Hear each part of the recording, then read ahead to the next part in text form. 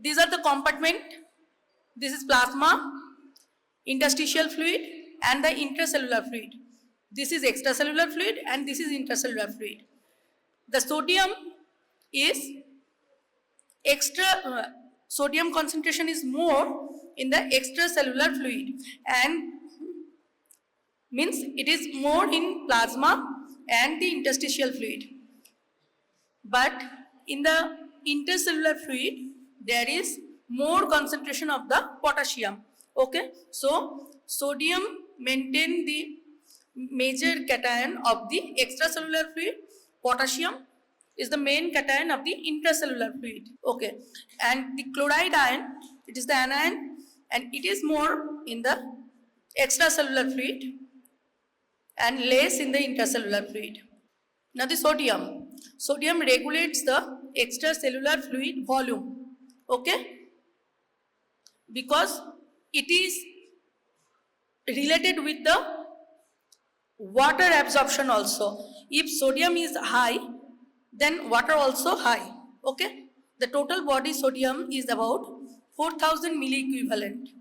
About 50% of it in the bone, 40% in the extracellular fluid, 10% in the soft tissue, and sodium is the major cation of extracellular fluid. The sodium pump, sodium potassium ATPase, is operating in all the cells so as to keep the sodium extracellular, and this mechanism is ATP dependent. The sodium pump, sodium potassium ATPase, is depends on this ATP. Okay, the sodium is also important in regulation of the acid base balance.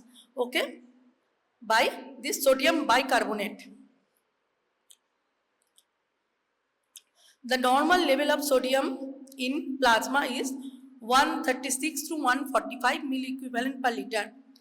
In some places you will find 135 to 145 milliequivalent per liter. Okay, in cells it is intracellular, it is less, 12 milliequivalent per liter. So sodium is mainly extracellular fluid cation. Okay, and its absorption is related with the water absorption. Okay, so now recommended daily allowance is 4 to 6 gram per day, and source table salt, meat, egg, fish. Processed food contain very large amount of sodium ion, so this is unhealthy. In each cases, like তোমরা দেখবে লেজ sauce যে কোনো তার গায়ে পড়ে দেখবে Maggi, sodium content is very much high. If sodium content is very much high, then this product is unhealthy product. Okay, now the sodium absorption through the small intestine, large intestine. From intestinal lumen it goes to the intestinal cells, and then sodium enters passively.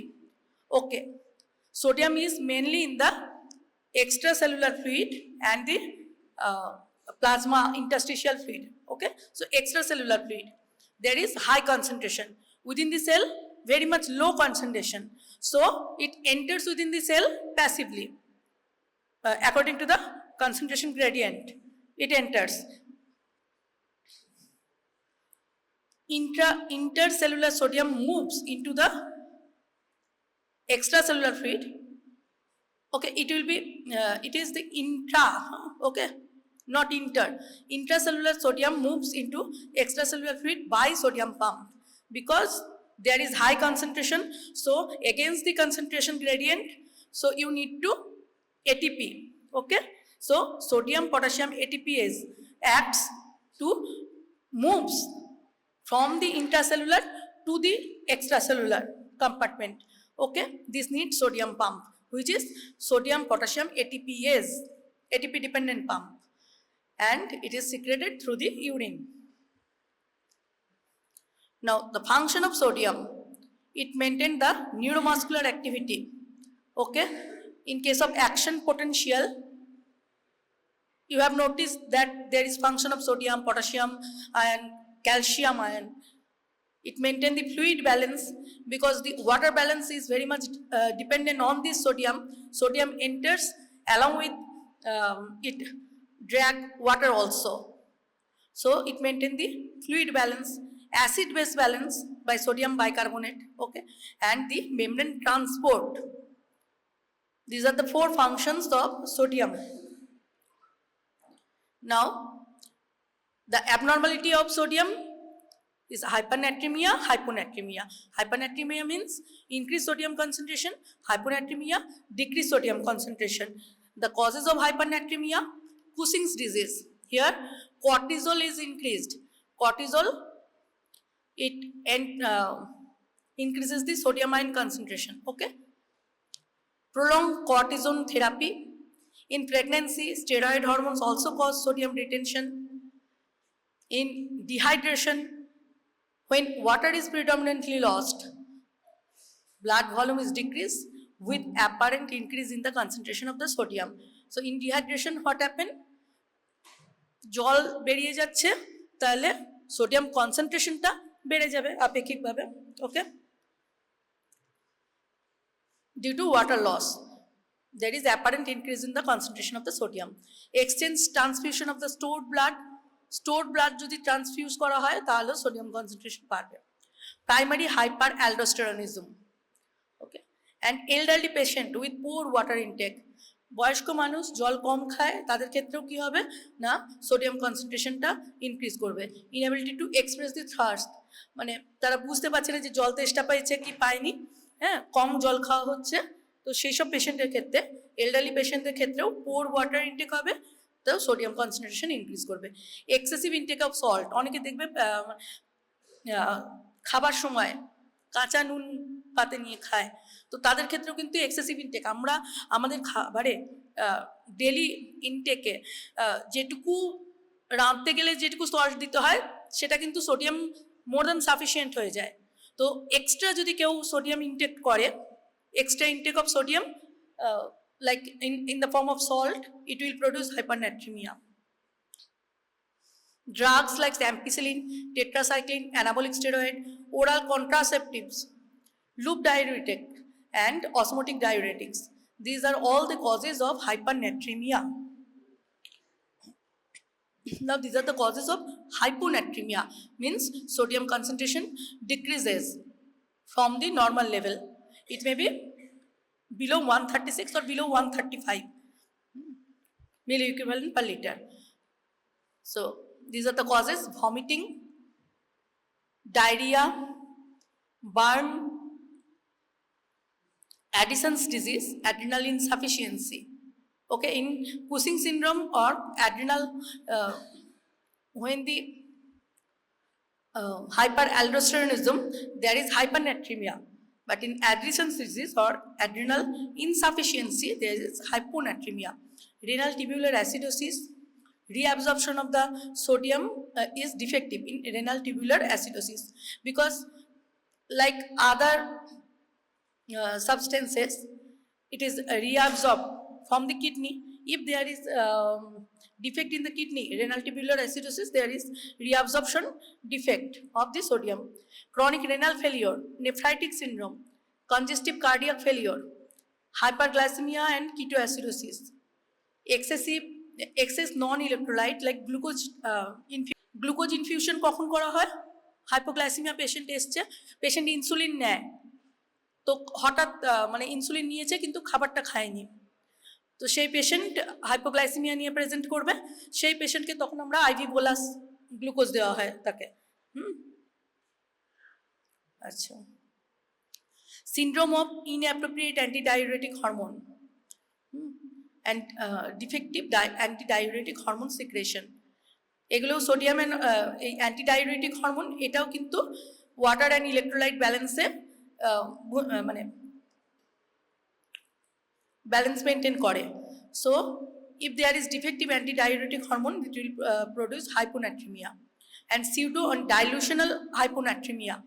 Hyperproteinemia. Pseudo or dilutional hyponatremia means not actual hyponatremia, but water content যদি বেড়ে যায় সেক্ষেত্রে, মানে water content is high, so there will be dilutional hyponatremia.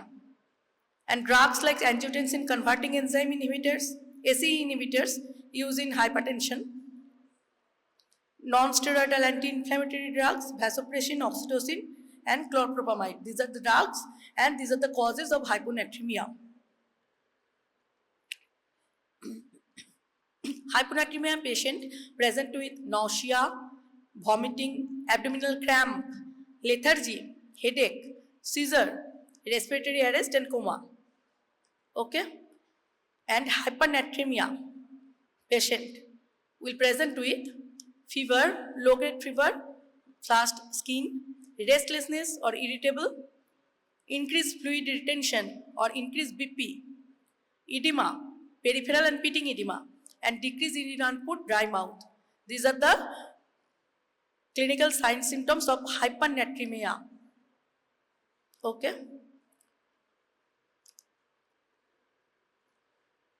Look at the signs symptoms. If there is hypernatremia, means sodium level is increased, then water is also increased, produce edema.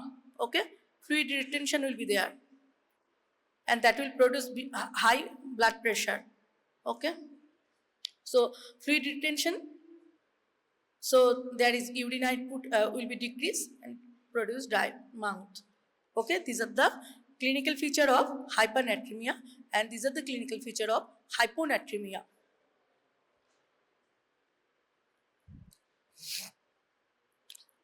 Normotonic hyponatremia.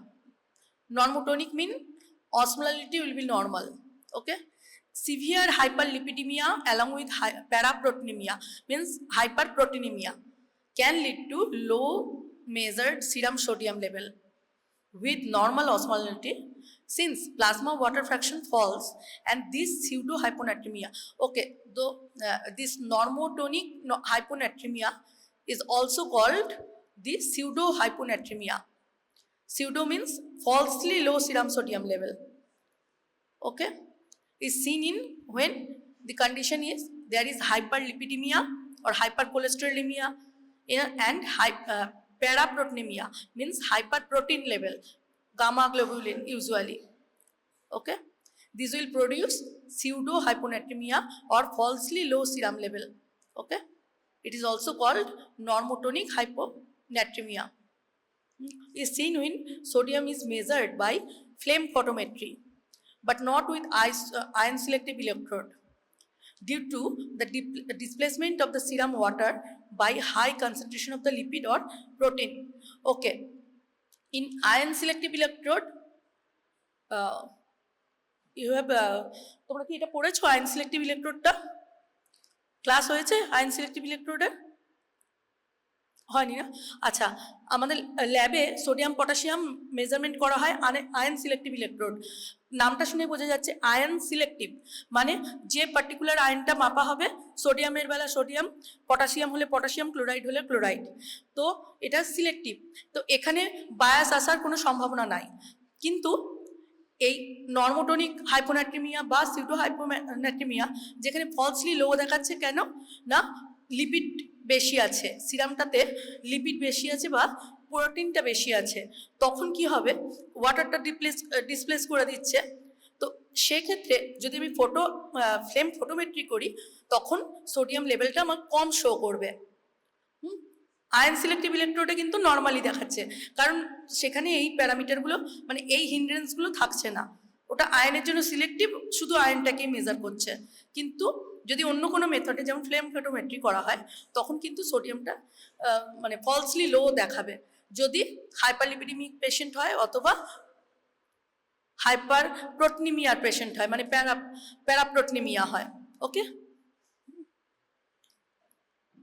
আচ্ছা what are the treatment of hypoproteinemia hyponatremia okay depends on the cause and duration and severity okay কতটা হাইপোনাট্রিমিয়া হয়েছে যদি mild থাকে মানে 130 উপরে আছে কিন্তু 136 এর কম আছে সেক্ষেত্রে কিন্তু আমার সেই রকম ট্রিটমেন্ট করব জাস্ট একটু সল্ট ওয়াটার খেতে বলে এরকম করলেও হবে বা ওয়াটারটা একটু রেস্ট্রিক্ট করে দিলেই হবে কিন্তু যদি সো কজের উপরে ডিপেন্ড করবে আমার ট্রিটমেন্টটা what will be the cause and duration and severity So treatment will depend on the cause, duration and severity. In acute hyponatremia, rapid correction is possible, but in chronic cases, too rapid correction may increase the mortality by neurological complications. Okay, so in case of chronic patients, diabetic patient আছে বা chronic renal failure এই ধরনের patient, মানে যাদের chronic case, chronic হাইপোনাট্রিমিয়া হয়ে আছে, সেক্ষেত্রে কিন্তু আমি খুব তাড়াতাড়ি কারেকশন করতে পারবো না। অ্যাকিউট কেসে র্যাপিড কারেকশন সম্ভব, কিন্তু ক্রনিক কেসে যদি র্যাপিড কারেকশন করতে যাই সেক্ষেত্রে নিউরোলজিক্যাল কমপ্লিকেশন হয়ে যাবে। Effects of administered sodium should be closely monitored. If patient present with this electrolytemia বা ইলেকট্রোলাইটের তার অ্যাবনর্মালিটি থাকে, সেটা পটাশিয়াম হতে পারে বা সোডিয়াম হতে পারে, সেক্ষেত্রে আমাদের কিন্তু যে আজকে একটা ব্লাড কালেকশন করলাম আমি, তাতে রিপোর্টে দেখা গেল সোডিয়াম কম বা বেশি বা পটাশিয়াম কম বা বেশি, শুধু একটা রিপোর্ট করে ছেড়ে দিলেই হবে না। পটাশিয়ামের ক্ষেত্রে যেমন ঘন্টায় ঘন্টায় আমাকে রিপোর্ট করতে হবে, হ্যাঁ, ইলেকট্রোলাইট লেভেল। সোডিয়ামের ক্ষেত্রেও আমাকে ক্লোজ মনিটরিং করতে হবে। Okay, but only after allowing sufficient time for distribution of the sodium, a minimum 4 to 6 hours is required. Water restriction, increased salt intake, furosemide and anti-ADH, antidiuretic hormone drugs are the basis of the treatment of hyponatremia. According to the cause of hyponatremia, we will treat the patient with water restriction or increased salt intake or furosemide.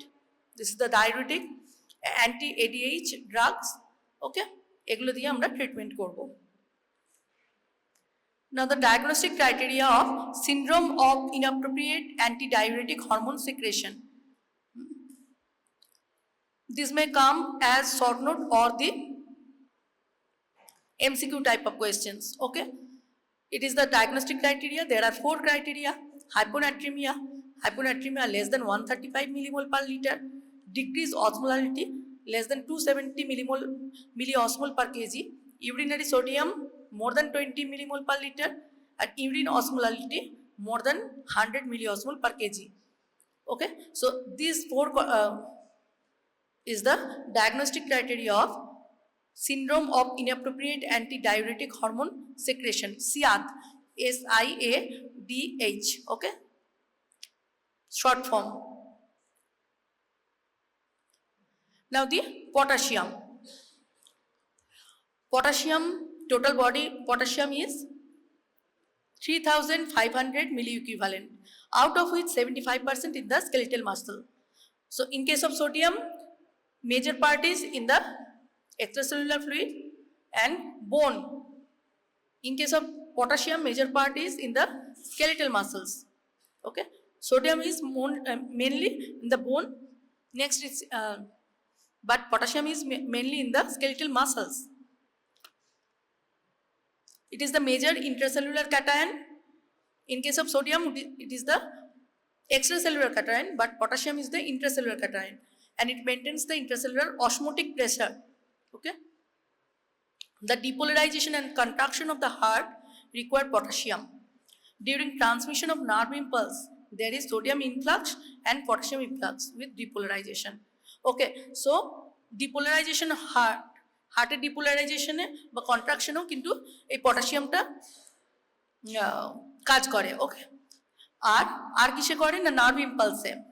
There is sodium influx, সোডিয়ামটা ঢোকে, and potassium influx, potassium বেরিয়ে যায় with depolarisation. আচ্ছা, আর কি করে না, intercellular osmotic pressure maintain করে potassium. After the nerve transmission, this change are reverse and the intercellular concentration gradient is maintained by the sodium potassium ATPase. Okay, sodium potassium ATPase. আচ্ছা, nerve ট্রান্সমিশনের সময় কি হচ্ছে, সোডিয়ামের ইনফ্লাক্স হচ্ছে, পটাশিয়ামের influx হচ্ছে, মানে সেল থেকে বেরিয়ে যাচ্ছে। কিন্তু অ্যাকচুয়ালি আমাদের কি আছে, এক্সট্রাসেলুলার ফ্লুইডে সোডিয়ামটা বেশি আছে, পটাশিয়ামটা ইন্ট্রাসেলুলার ফ্লুইডে বেশি আছে। তো তাহলে যেটা ইনফ্লাক্স হচ্ছে সেটাকে আবার ঢোকাতে হবে এগেনস্ট দি কনসেন্ট্রেশন গ্রেডিয়েন্ট, আবার সোডিয়ামটাকেও বার করতে হবে সেল থেকে এগেনস্ট দি কনসেন্ট্রেশন গ্রেডিয়েন্ট, কারণ বাইরেটায় বেশি আছে। তো এক্ষেত্রে কি হবে, কোন পাম্পটা কাজ করবে না, sodium potassium ATPase pump, ATP dependent pump এখানে এনার্জি লাগছে, কি করছে না সোডিয়ামটাকে এক্সট্রাসেলুলার করছে আর পটাশিয়ামটাকে আবার ইন্ট্রাসেলুলার করছে। ওকে, আচ্ছা requirement 3 to 4 gram per day, ওটা 4 to 6 মতো ছিল, এটা 3 to 4 gram per day. Source fruits থেকে পায়। আচ্ছা, source rich in potassium but low in sodium, sodium কম থাকছে, পটাশিয়াম বেশি থাকছে, তাহলে এগুলো হেলদি। কি কি না banana, orange, apple, pineapple, almond, dates, beans, yam, potato. Tender coconut water is a very good source of potassium. Okay, so if the potassium content is high, like these fruits, these are the healthy food. Okay, normal range is 3.5 to 5.6 milliequivalent per liter. Okay, so sodium is normal range 136 or 135 to 145 milliequivalent per liter, potassium is 3.5 to 5.6 milliequivalent per liter.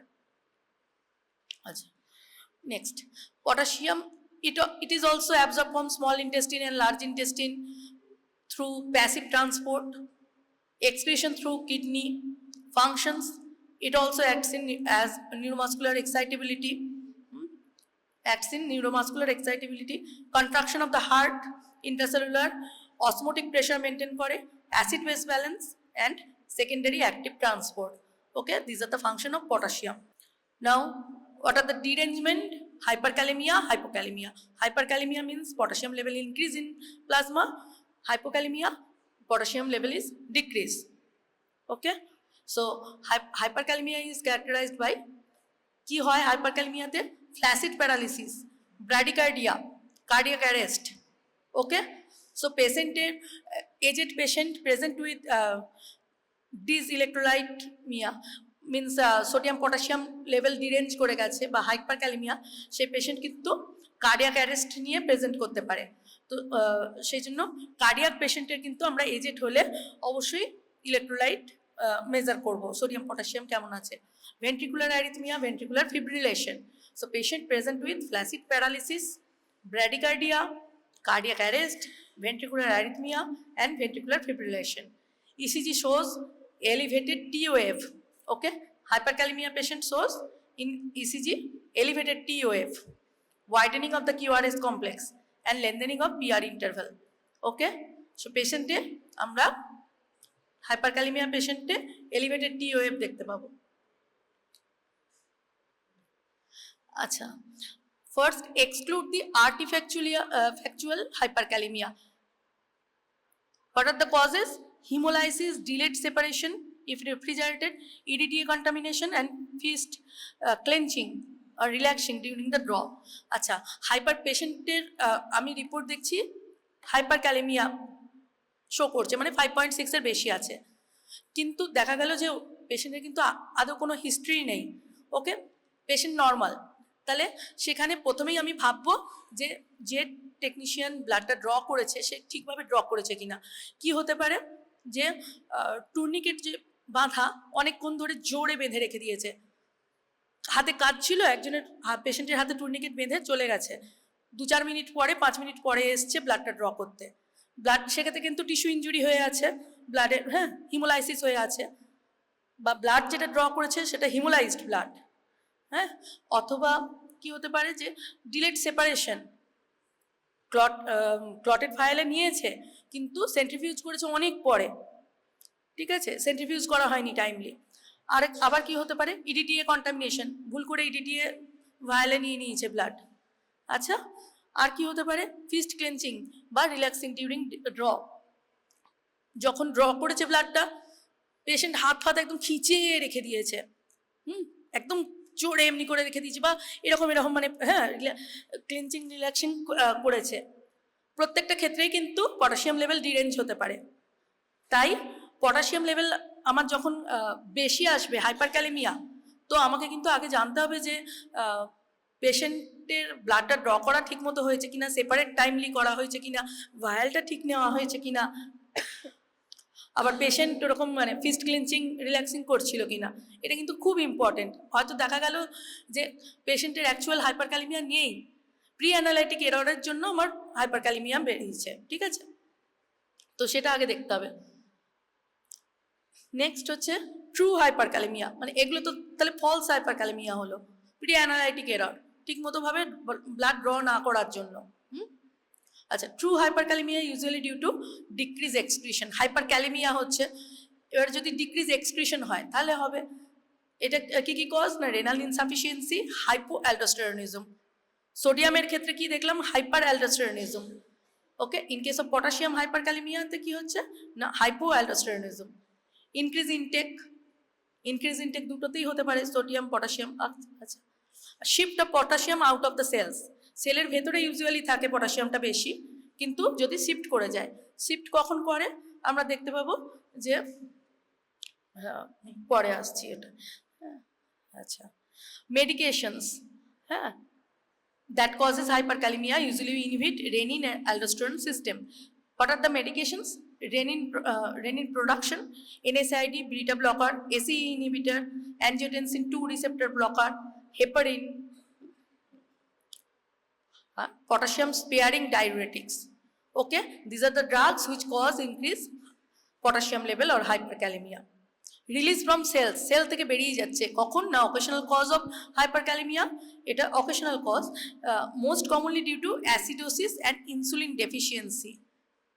Okay, insulin deficiency পেশেন্টের ক্ষেত্রে আমরা দেখতে পাবো যে sell থেকে, সেলের মানে intercellular পটাশিয়ামটা সেলের বাইরে চলে আসছে, তখন সেখানে হাইপারক্যালেমিয়া হচ্ছে। ওকে, অ্যাসিডোসিস পেশেন্টের ক্ষেত্রে hyperkalaemia.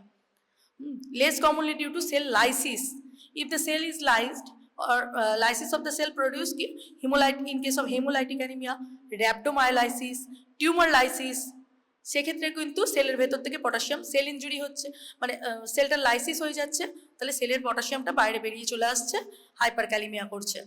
Usually requires decreased renal excretion as well before hyperkalemia develops. আচ্ছা, আচ্ছা, এই কেসগুলোতে যেখানে সেল লাইসিস হচ্ছে, হ্যাঁ, সেলের ভেতর থেকে যে পটাশিয়ামটা ছিল সেটা এক্সট্রা সেলুলার হয়ে আমাদের হাইপারক্যালেমিয়া করছে, আর অ্যাসিডোসিস আর ইনসুলিন ডেফিসিয়েন্সিতে হচ্ছে। Now, causes of hyperkalaemia, decrease renal excretion of potassium, কি কি কারণ, obstruction of the urinary tract, renal failure, deficient aldosterone or Addison's disease, severe volume depletion, heart failure পেশেন্টে। Entry of potassium to extracellular space কখন হচ্ছে, increase haemolysis, tissue necrosis or burn, tumour lysis after chemotherapy, rhabdomyolysis or crush injury, and excess potassium supplementation, বাইরে থেকে supplement দেওয়া হচ্ছে potassium, and malignant hypertension. বাইরে থেকে potassium supplementation কখন হয়, elderly patient present with hypokalaemia, then তাকে আমরা পটাশিয়াম সাপ্লিমেন্ট দিই। এবার পটাশিয়াম সাপ্লিমেন্ট দিয়ে আমাকে ঘন্টায় ঘন্টায় চেক করতে হবে যে পটাশিয়াম লেভেল কি থাকছে। দেখা গেল যে পেশেন্ট প্রথমে প্রেজেন্ট করেছিল 2.5 পটাশিয়াম নিয়ে, তারপরে সেকেন্ড আওয়ারে যে ব্লাডটা পাঠিয়েছে সেটাই রিপোর্ট দেখা গেল 5.7 হয়ে গেছে। তখন আমাকে খোঁজ নিতে হবে ওয়ার্ডে যে পটাশিয়াম সাপ্লিমেন্টেশন পাচ্ছে কিনা, কারণ দুটো রিপোর্টের মধ্যে মাত্র 2 ঘন্টার মধ্যে এতটা ডিফারেন্স হয়ে যাচ্ছে, তার মানে পেশেন্টকে পটাশিয়াম সাপ্লিমেন্টেশন দেওয়া হয়েছে। যেহেতু হাইপোক্যালেমিয়া ছিল, ওয়ার্ডে তাকে পটাশিয়াম সাপ্লিমেন্টেশন দেওয়া হয়েছে, সেটা আইভি ফর্মে হতে পারে অথবা ওরাল ফর্মে। আইভি ফর্মে দিলে খুব তাড়াতাড়ি বেড়ে যাবে, আচ্ছা, তার 1 ঘন্টা 2 ঘন্টার মধ্যেই আমি কারেক্টেড রেজাল্ট পেয়ে যাব। তো সেই জন্য আমাদের খুব স্লো কারেকশনও করতে হয় এবং খুব ক্লোজলি মনিটরও করতে হয়। আচ্ছা, ম্যালিগনেন্ট হাইপারটেনশন। আচ্ছা, নেক্সট হচ্ছে redistribution of the potassium to extra cellular. কখন রিডিস্ট্রিবিউশন হবে, metabolic acidosis, insulin deficiency, diabetes মেলাইটাসে, টিস্যু হাইপক্সিয়া, উইদিন দ্য সেলের ভেতর থেকে পটাশিয়াম বাইরে চলে আসবে, রিডিস্ট্রিবিউশন হবে। ট্রান্সমেমব্রেন শিফট আর সিউডো হাইপারক্যালেমিয়া, যেগুলো বললাম যে প্রি অ্যানালাইটিক এরর, ব্লাড ড্রতে ভুল আছে বা ইমপ্রপার ব্লাড কালেকশন হয়েছে, তখন হিমোলাইসিস হয়ে গেছে, বা থ্রম্বোসাইটোসিস ছিল পেশেন্টে, বা লিউকোসাইটোসিস ছিল, এইগুলোতেও কিন্তু সিউডো হাইপারক্যালেমিয়া দেখতে পাবো।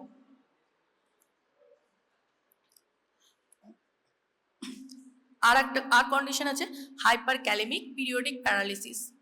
এখানেও পটাশিয়াম বেশি থাকে। পিরিয়ডিক প্যারালিসিস মানে পেশেন্ট মানে হঠাৎ করে তার প্যারালিসিস হয়ে যায়, খুব রেগুলার নয়। এটা এক রকমের রোগ, হাইপার ক্যালেমিক পিরিয়ডিক প্যারালিসিস। আচ্ছা, drugs like spironolactone, ACE inhibitors, beta blocker, cyclosporin, digoxin, these are the drugs which produce hyperkalemia. Next, hypokalemia. True hypokalemia usually due to increased excretion, বেরিয়ে যাচ্ছে শরীর থেকে, হাইপোক্যালেমিয়া হচ্ছে। ডিক্রিজ ইনটেক কম হচ্ছে, তাই hypokalaemia. আর shift of potassium into the cells, সেলের ভেতরে, এক্সট্রাসেলুলার থেকে সেলের ভেতরে শিফট করে যাচ্ছে। এটাও ওই ইনসুলিন থেরাপিতে হয়ে থাকে। Laboratory test of limited use is determining the cause. আচ্ছা, এখানে একটা এটা একটা টেস্ট হয়, ট্রান্সটিবিউলার পটাশিয়াম গ্রেডিয়েন্ট 10-এর বেশি হলে তখন ওটা রেনাল এক্সক্রিশন ইজ প্যাথোজেনেটিক। এটা অতটা লাগবে না তোমাদের, ওগুলো অতটা দেখা হয় না। আচ্ছা, plasma potassium level is below 3, a value less than 3.5 is to be viewed with caution. আচ্ছা, নর্মাল লেভেলটা কত দেখলাম? 3.5 to 5.6। তো 3.5 এর কম হলে কিন্তু আমরা পটাশিয়াম লেভেল যদি কমে যায় তখন কিন্তু আমরা ভেরি কসাসলি ওটাকে দেবো, মানে হালকাভাবে নেবো না যে ব্লাড লেভেল কমে পটাশিয়াম কমে গেছে। আর 3-এর কম যদি হয়ে যায় তখন তো mortality and morbidity will be high. Okay, so if potassium is below 3, there will be chance of increased mortality, morbidity.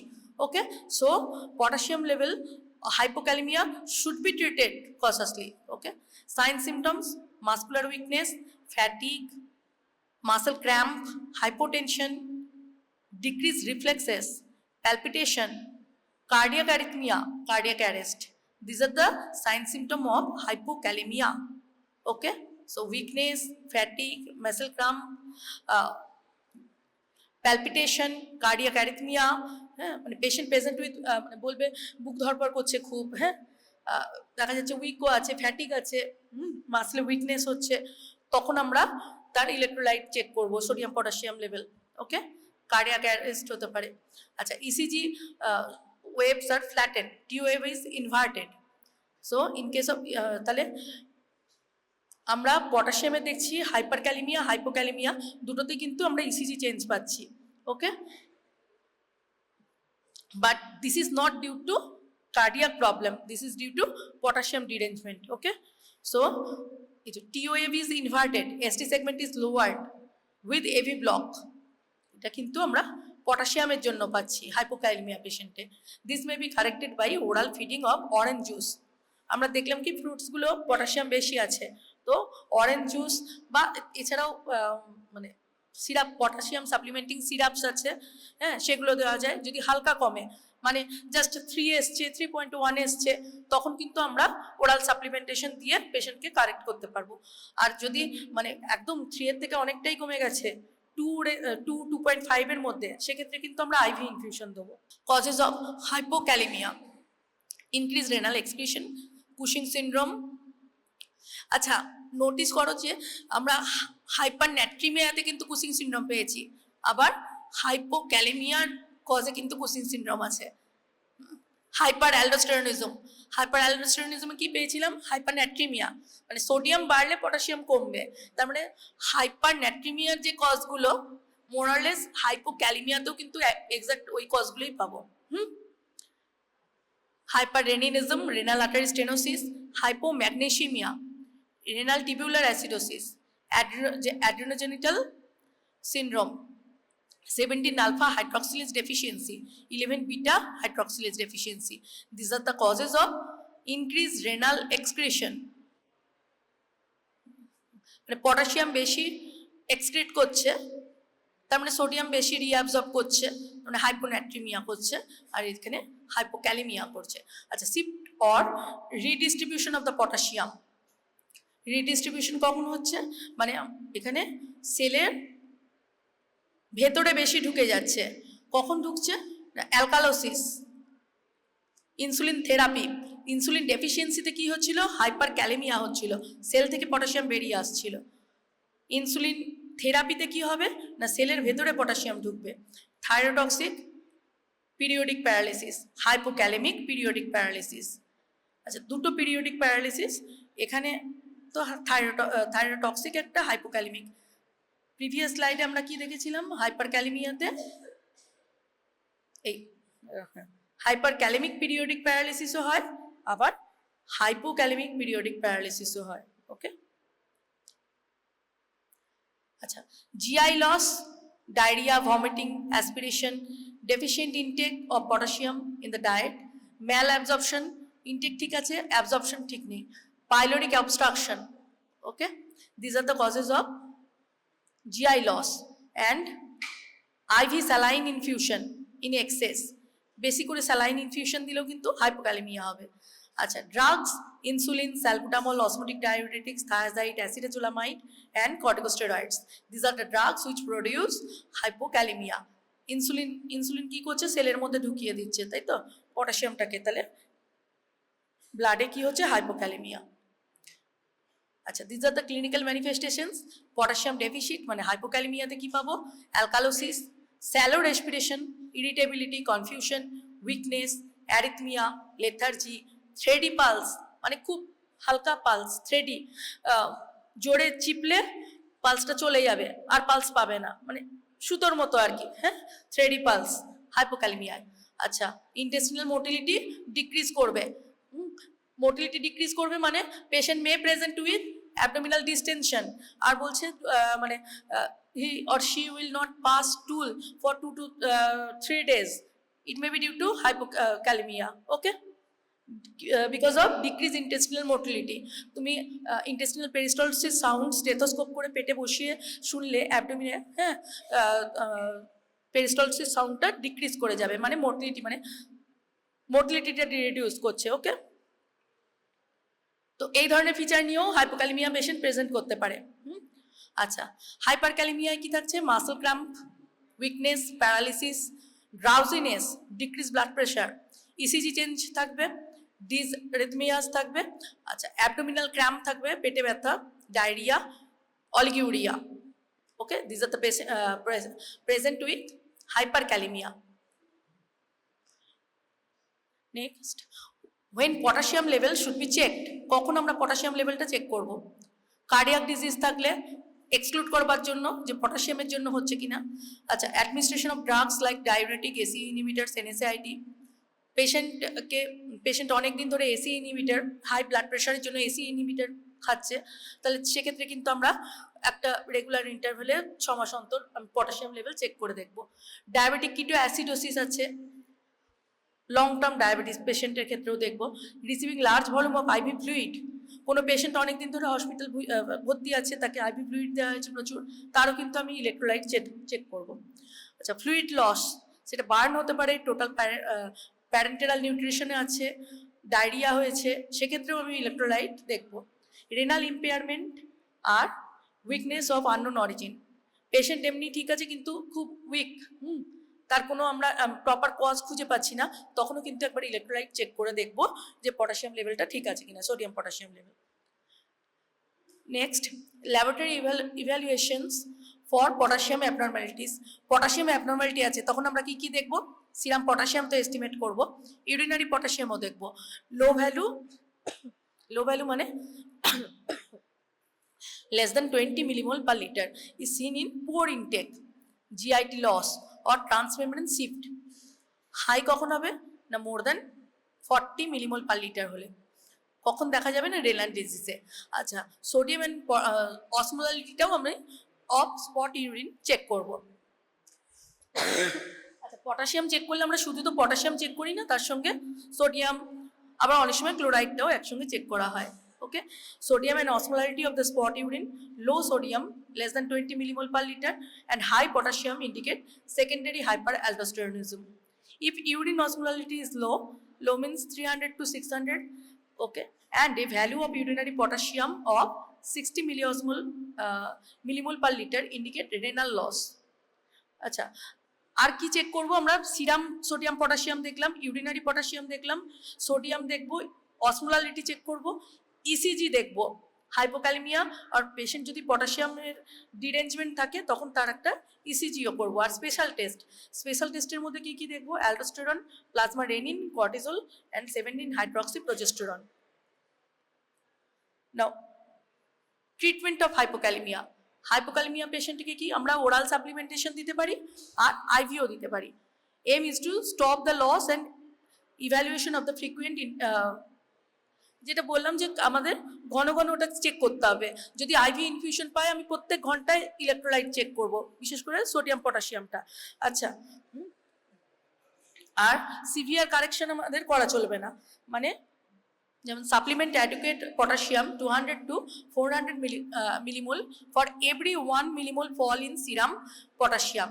In acute cases, IV supplementation may be given, but only in small doses, not more than 10 millimole per hour.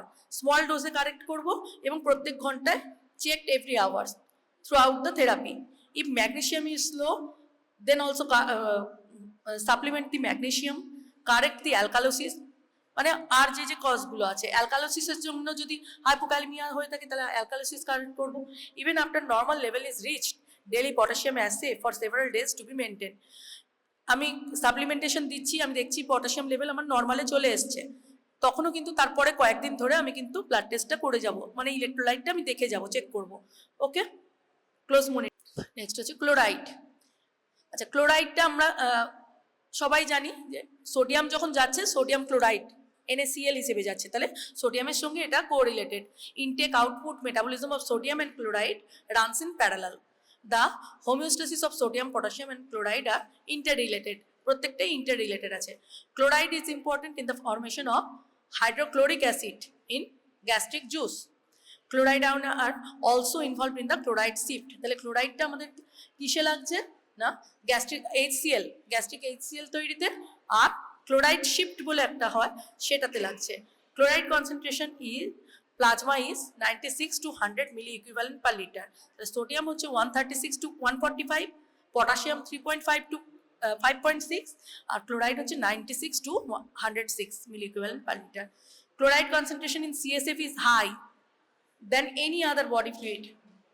আচ্ছা, since CSF protein content is low and chloride is increased to maintain the donor membrane equilibrium.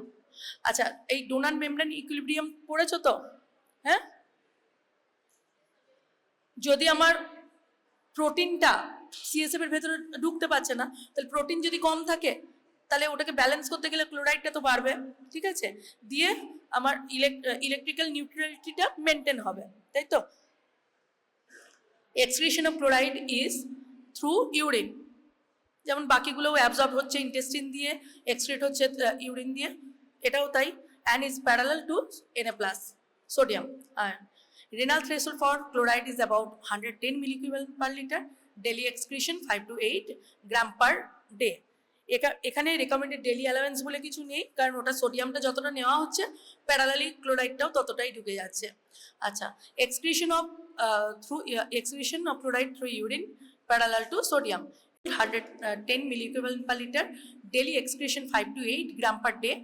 No specific RDA because chloride primary source is sodium. Regulation কিভাবে হচ্ছে, intestinal absorption হচ্ছে, renal থেকে reabsorption হচ্ছে, আর renal excretion হচ্ছে। ক্লোরাইডের ক্ষেত্রে derangement কি, হাইপারক্লোরেমিয়া, হাইপোক্লোরেমিয়া, মানে ক্লোরাইড লেভেল বাড়ছে ব্লাডে আর কমছে। হাইপারক্লোরেমিয়ার কজ কি, ডিহাইড্রেশন, কুসিং সিনড্রোম, মানে হাইপারন্যাট্রিমিয়া হলে দেখো হাইপারক্লোরেমিয়াও হয়ে যাবে, মানে Cushing syndrome, mineralocorticoid cause increased reabsorption from the kidney tubules. Severe diarrhea leads to loss of bicarbonate and compensatory retention of the chloride. আচ্ছা, সিভিয়ার ডায়রিয়াতে কিন্তু এই বাইকার্বনেটের লস হচ্ছে, তাহলে কম্পেনসেটরি ক্লোরাইডটা রিটেনশন হচ্ছে। আর renal tubular acidosis. Causes of hypochloraemia, chloride level কমে যাচ্ছে কখন, excessive vomiting, HCl is lost, so plasma chloride is lowered. There will be compensatory increase in plasma bicarbonate, and this is called hypochloremic alkalosis. আচ্ছা, এইখানে কি দেখলাম আমরা হাইপারক্লোরেমিয়াতে, কজে severe diarrhoea হলে severe ডায়রিয়ার সঙ্গে বাইকার্বনেট বেরিয়ে যাচ্ছে, তাহলে কম্পেনসেটরি রিটেনশন হচ্ছে ক্লোরাইডের। কিন্তু এই হাইপোক্লোরেমিয়াতে কি হচ্ছে, কম্পেনসেটরি মানে ভমিটিং হয়ে যদি লস হয় সেক্ষেত্রে কি হচ্ছে, compensatory increase in plasma bicarbonate. হ্যাঁ, and there is this is called hypochloraemic alkalosis. Okay, মানে বাইকার্বনেট বাড়লে ক্লোরাইড কমবে।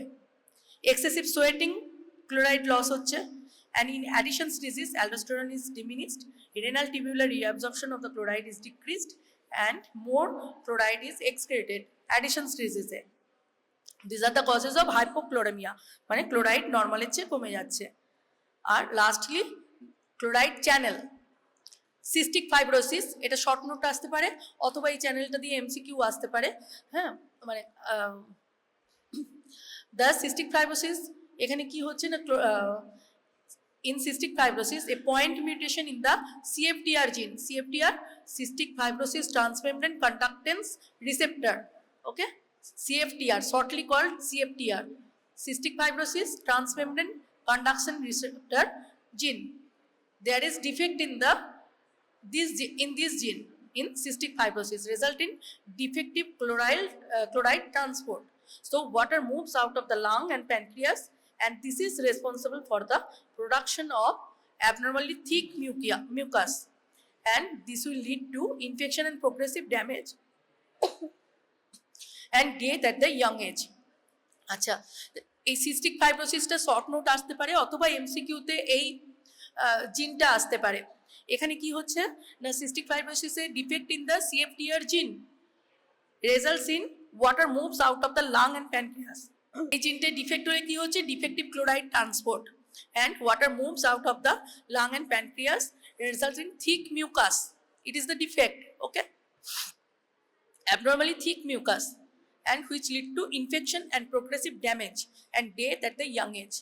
So this is the cystic fibrosis, and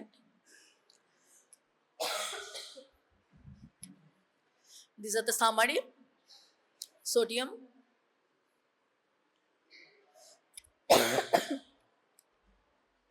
sources: potassium, coconut, tender coconut water, banana, cereals, fish meat. Chloride, table salt, vegetable, okay. RDA, sodium 4 to 6 gram, potassium 4 gram, chloride no specific RDA. Importance: sodium maintain fluid balance, acid base balance, membrane transport, nerve impulse.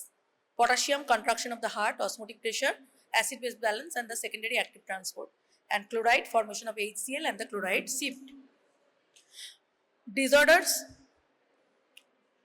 here hyponatremia, hypernatremia, here hypokalemia, hyperkalemia, and in case of chloride hypochloremia and hyperchloremia. Okay, thank you. বুঝতে পেরেছো? হ্যাঁ, sodium, potassium and chloride, source লাগবে, recommended daily allowance লাগবে, কি ডিফেক্টে কি হচ্ছে, hyponatraemia, hypernatraemia, hypokalaemia, hyperkalaemia, hypochloraemia and hyperchloraemia, normal range জানতে হবে। আর এটা যেমন হাইপোক্যালেমিয়া বা হাইপারক্যালেমিয়াটা আমাদের ক্লিনিক্যাল কোয়েশ্চেন করে আসতে পারে, যে একটা পেশেন্ট, বয়স্ক পেশেন্ট এসছে, হ্যাঁ, এই সিমটম নিয়ে, এই নিয়ে, তাহলে ডায়াগনোসিস কি, এবার কজ বলো, ওকে, এই ধরনের আসতে পারে।